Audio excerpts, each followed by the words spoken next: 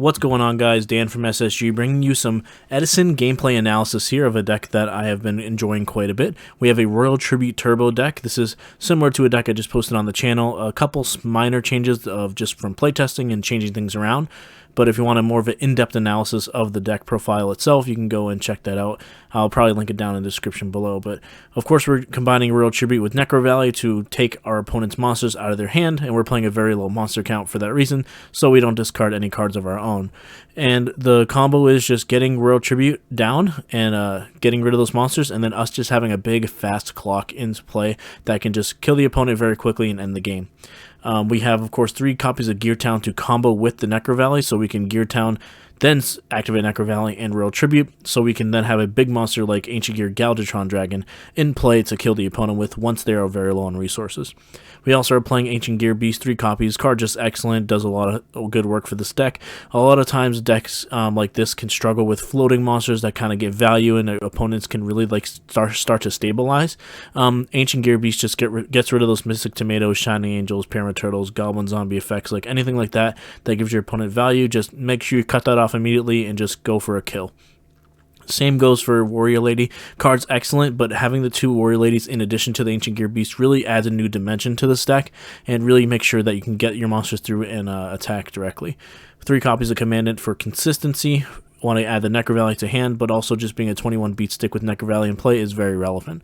We then added Yamada Dragon to the deck, a little update from the previous list. Card's excellent. I mean, you're just setting all your cards mostly to play around the Royal Tribute, and you're just going to summon this card off of Mausoleum and completely blow your opponent out of the water. This card does quite a bit of work. And I'm also testing 1 copy of Dark Red Enchanter. I've been liking this card quite a bit in combination with Mausoleum. Card's really good, and sometimes you can even get 2 cards off of it, ripping 2 cards out of your opponent's hand off of this card, since it gains the spell counters back by having activating spell cards from your opponent and from you. And with Terraforming and Upstart Goblin in a deck, you can actually facilitate getting 2 more counters on this card and ripping 2 cards out of the opponent's hand. Really strong 2-for-1 type card that just does a lot of work, and going first, it's really, really strong in this deck. Again, 3 Gear Town, 2 Mausoleum, 3 Necro Valley, 3 Royal Tribute, 3 Terraforming, really flexible card here, having 3 targets for it. And then we go 3 Upstart Goblin for consistency and some interaction, 11 trap cards. We have 2 Bottomless, 2 Deep Prison, 1 Bribe, Mirror Force, Starlight Road, only 1 Oppression. This can conflict with Gear Town, so we just kind of want 1. And then we have Solemn, and we get to play, of course, wouldn't be an SSG deck without Trap Dust Shoot, and Mind Crush adding to this deck. Of course, we have 4 ways to look at their hand, whether it be Trap Dust Shoot or the 3 Royal Tributes, so Mind Crush is going to be an excellent card. Also really good to play around Gores as well. Side deck, 3 Vanity's Fiend, 2 Dark Dust Spirit. Dark Dust Spirit in the side, I'm not sure how I feel about this card in this deck. I think a lot of times it can sit in the hand and get ditched to Royal Tribute, but it's really good going second in the sense that you can just Mausoleum and kill your opponent's board. Vanity's Fiend's really good. It's probably a responsible thing to try and main deck this card, but I've been liking the Yamada Dragon and the Dark Red Enchanter over it. Soul Exchange to combo with the tribute monsters that we're bringing in. Soul Exchange can also be really good at comboing with Dark Red Enchanter and Ancient Gear Beast as well. Brain Control, kind of like a 3rd copy of Soul Exchange, just better. MST and Heavy in the side, just we don't really need them in the main. 1 copy of Zombie World, having the 3 Terraformings, just want access to this card. Having 4 copies for the price of 1 sideboard slot is very powerful, and it helps combo, bring up the field spell ratio, just getting more ways to combo with the Gear Town. 2 Skill Drains. Skill Drain, solid sideboard card. This deck can play it, so we'll side it. 2nd Oppression and Dark Bribe when we want to bring in the Oppression and or Skill Drains to protect those back rows. Extra deck, nothing crazy. I kind of just threw this together. We're never really going to summon anything unless we brain control our opponent's monster. So, yeah, nothing too crazy here. But let's get into a replay here. Alright, so we're going to get into a gameplay here with our Royal Tribute Turbo deck. And looks like we have a decent hand. We have Gear Town Necro Valley, which can summon a monster by itself, and also Ancient Gear Beast, which can be summoned off of the Gear Town. So pretty awesome here.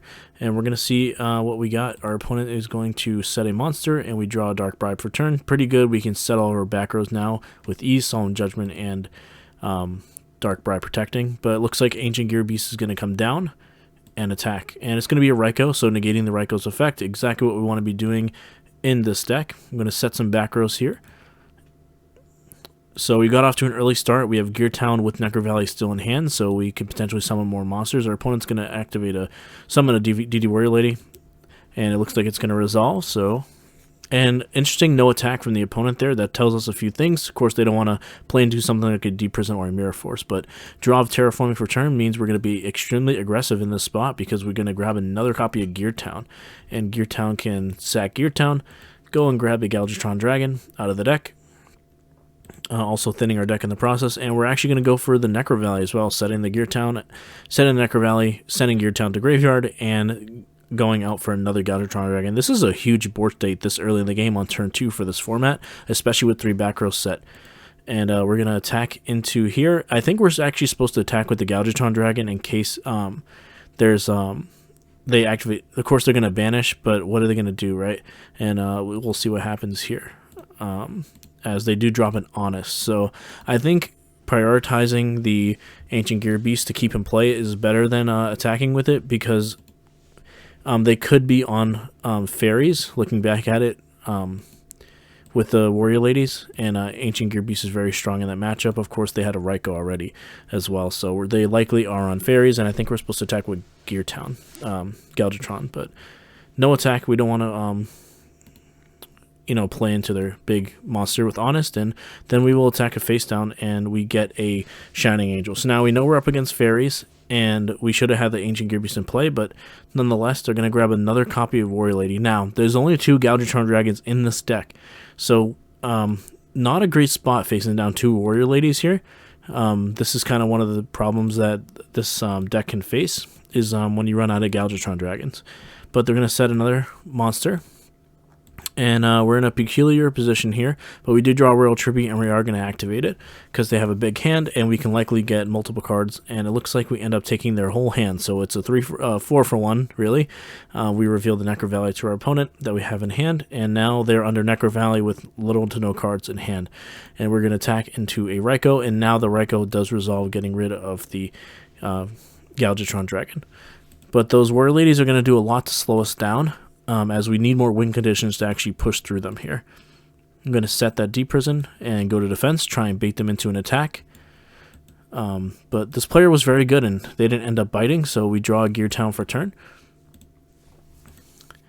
And now I say, okay, you got me. I'm going to switch to attack position and pass back. Really interesting that we had such a great start with Royal Tribute and a bunch of monsters, and the fairy deck was so resilient it came back, and we're not even up that many cards at this point. We draw Starlight Road for turn. No reason to set that one because we have Dark Bribe and Solemn. We want to keep our Spell Trap Zone open just in case we need to activate something.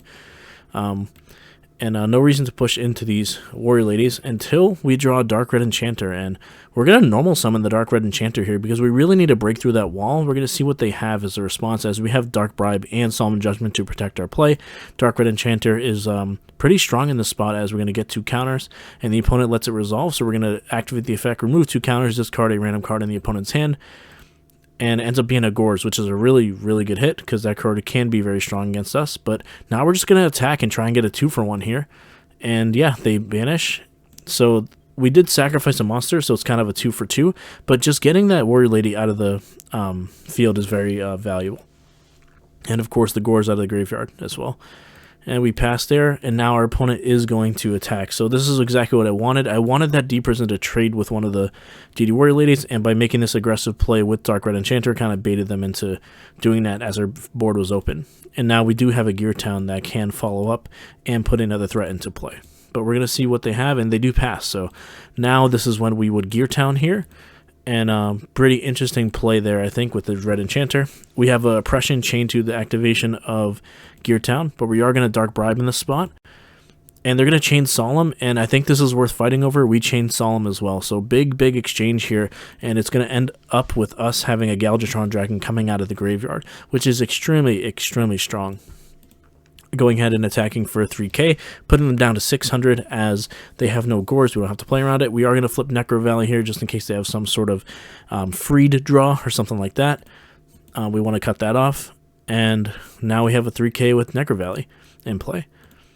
And now Ancient Gear Beast, we're going to sacrifice. Now, I do like this play a lot because we just can't afford them to have floating monsters. And I think, yeah, right here, just solid. We're going to be able to kill the Alchemist. They get no value. We don't want them adding those warriors. And taking a -1 to do that is quite strong, I think. They're going to set another monster. And we draw Upstart Goblin. I think we could automatically activate it here. But I think I decide not to. See what they're going to have in response first to the attack. And it looks like it's a freed, so I like to just leave the life points as is at 600, as a lot of things we draw can kill them now.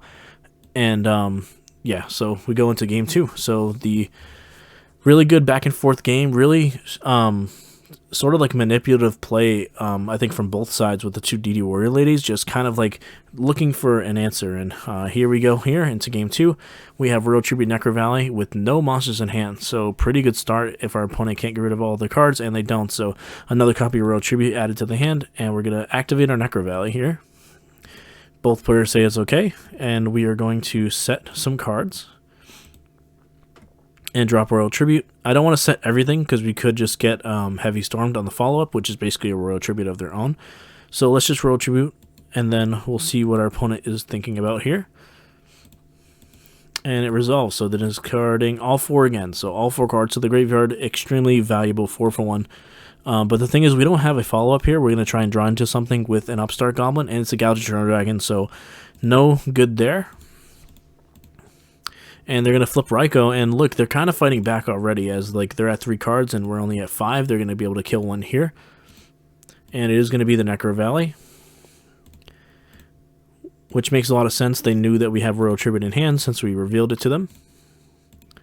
They don't want to get like 2 for 1 or 3 for 1 later down the line when the game extends, but we have a normal summon of Nova Summoner, and then an attack here. And we could activate this Deep Prison, but I elect not to, just because I don't really care about the damage. We're not under any serious pressure, and we do got to draw something, and we draw Terraforming. So interesting draw in Terraforming, because if we can go and get Gear Town, we can actually try to resolve this Soul Exchange. The only problem is if they have some sort of interruption here. So our Galvatron Dragon currently only costs 1 tribute. If we Soul Exchange their Nova Summoner, we can drop it into play here. And we activate Soul Exchange, and then we have the Chain MST onto the Gear Town, making the Gear Town mistiming. Really, really powerful response there. I don't think we can really play around that. If we Soul Exchange first, then we like activate Gear Town, they chain to its activation. So now we have another normal summon of a Nova Summoner, and it's now we have to Deep Prison. We're under a lot of pressure here, as we're on a pretty fast clock, but slow the clock down a little bit, see if we can draw it out. And their board isn't too powerful. We do have a lot of equity still left in this game. We're going to draw a Gear Town, so not the best draw, but a live one if we can draw something else. They're going to attack again here for 16, and we will take it. And that puts us on a 2-turn clock. We draw a Warrior Lady, which is pretty valuable. We end up setting it. I think we could attack the Raikou, but getting Deprisoned would be horrible for us. I think we can wall up here with the Warrior Lady, but they do end up summoning a monster that's bigger. So not great, but it's going to banish a Herald off the top and declare an attack. I think we just have to banish here, of course, since their monster's at 18, and they do get a direct hit for 16 now. There are a lot of live draws here. Of course, Necro Valley would be kind of insane. Mirror Force seems like a good one. We're going to set 2 back row here. And then interesting play here. I'm going to pause in a second. They activate Heavy Storm. And when I was thinking about setting my back rows here, I should have actually set this Gear Town to play around Heavy Storm. And we could have, like, I think we're supposed to set both of these and this and the Gear Town.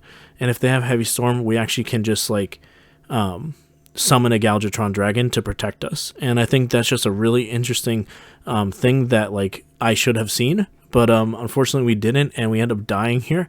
But I think if we do set this, they probably just don't activate Heavy, and it's up to them if they want to attack into these back rows here before activating Heavy Storm. It could definitely be a bluff that we set here in the field spell zone, so maybe they are inclined to Heavy Storm and then run into Mirror Force. I'm not sure, but I think that's a pretty interesting position here to think about, and something I'll definitely learn from. But we end up going into game 3 here. And we're going to see how this one plays out. So we get to play on the play now. And we're going to see if we can get a turn 1 Royal Tribute here. And it looks like we do. We have Terraforming Royal Tribute. So that is a turn 1 Royal Tribute. And this deck is very consistent at doing so.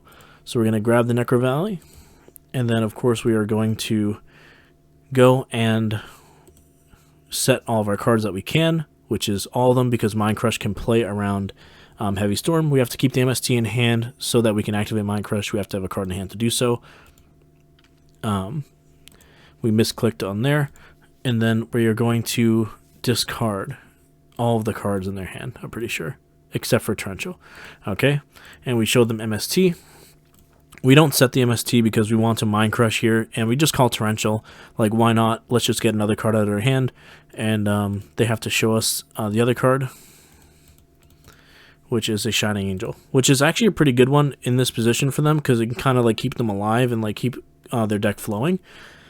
But luckily we do have DD Warrior Lady to answer that when the time comes. We do just pass though. I don't want to run into like a Raikou here. I think I want to make sure I get value off the Warrior Lady. And MST is going to activate the end phase, breaking up Dust Tornado, which is very good for us. We're up a bunch of cards here. We just need to make sure we find a clock and kill the opponent. No reason to just throw our DD Warrior Lady away into something like a Raikou until we find something here. But it looks like they set another monster. We draw Brain Control. We really just need a threat. Anything can be summoned in our deck that we draw since Mausoleum is in hand. We end up flipping over the DD Warrior Lady and attacking. And it is a Shining Angel. We know it's Shining Angel, so we're just going to banish it there. And then we end up passing. I think doing it in that position is a little bit better since they have two monsters. We know the Shining Angel is guaranteed. Of course, this is likely to be a Raikou, which it ends up being, as you can see the stats here. But I think we want to just guarantee that we get value instead of them flipping and popping our DD Warrior Lady. So that's why I ended up attacking in that on that turn. And now Freed comes down, and let's see if Freed is going to do some work here. Of course, we have Deprison and Bribe set, so we just take the 17, not under a bunch of pressure. We pretty much know the face down is a Raikou at this point. And we draw a Necro Valley for turn, so not the best draw. But we do have Brain Control to counteract, like if they end up summoning a monster, we can do some Brain Control stuff. But they are going to hit our Deprison, which is a huge hit in this position. Like, kudos on them for not hitting the Necro Valley, as they don't think it's important with Freed live. Making Freed live, they don't feel like it's important, so they're just gonna do not hit the Necro Valley and just start beating down with their Freed.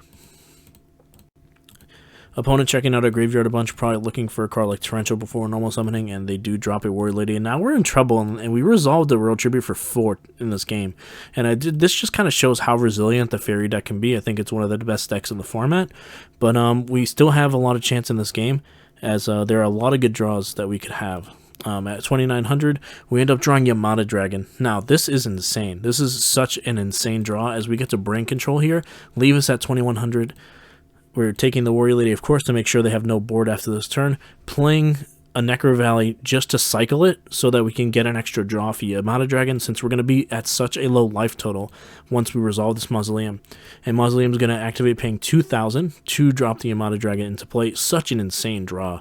And now we are going to, of course, attack into Freed, because we can't crash into Freed with the Warrior Lady, we'll just die. So we're going to kill the Freed, and we're going to activate Yamada Dragon to draw 5 cards. And we end up drawing a lot of good stuff here. Now we're going to end up attacking with the Warrior Lady and banishing it, because we don't want it to go back to their side of the battlefield with our monster going back to hand. Main phase 2, set Bribe, and then we're going to set Gear Town, set Royal Tribute,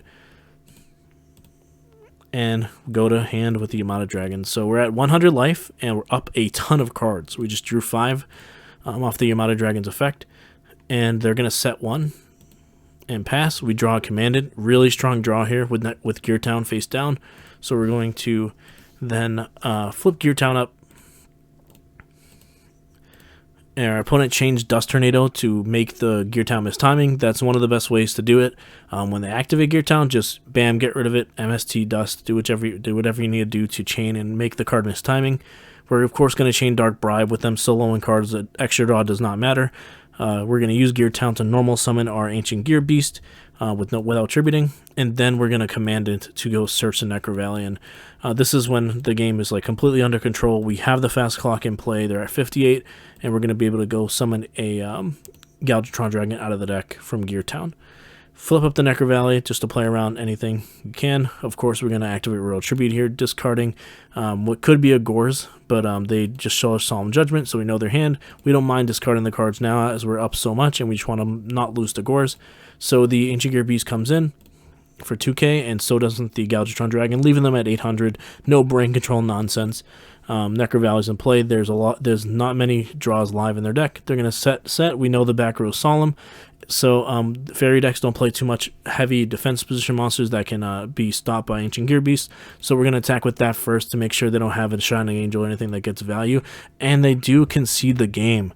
So that was the match, guys. I thought this match was very, very interesting, and I just liked it quite a bit. I think this deck, it can be very powerful, and we can go back and look at it real quick. I like it quite a bit. It's a Royal Tribute combo deck. We put fast clocks into play, and I think it needs some editing. As you can see, like, we Royal Tributed for 4 and didn't just win the game straight up, which can happen in Gravekeepers as well, but I think I like this a little bit better than Gravekeepers because it has more play, it has more counterplay to opposing, like, floating monsters. I think this deck does quite a bit better than Gravekeepers in general, just because of the fast pressure you can play. Even sort of like not resolving Royal Tribute, like having Galvatron Dragon in play with a face-up Necro Valley is just like a real thing that you can do with some back rows backed up, can win a game against a lot of decks. So I like the deck quite a bit. Thank you for sticking around to the end and sort of going through this analysis with me. Make sure you drop a comment to let me know what you thought about the deck and the gameplay. Of course, we gotta be a little better, you know. We gotta be able to set that Gear Town there, make them attack into the Mirror Force or summon our Galvatron Dragon. But we'll do it next time, and maybe hit the subscribe button as well. Hit the bell. We're gonna have much more Edison content coming for you guys. So that is about it, guys. Without further ado, this is Dan V from SSG, signing out.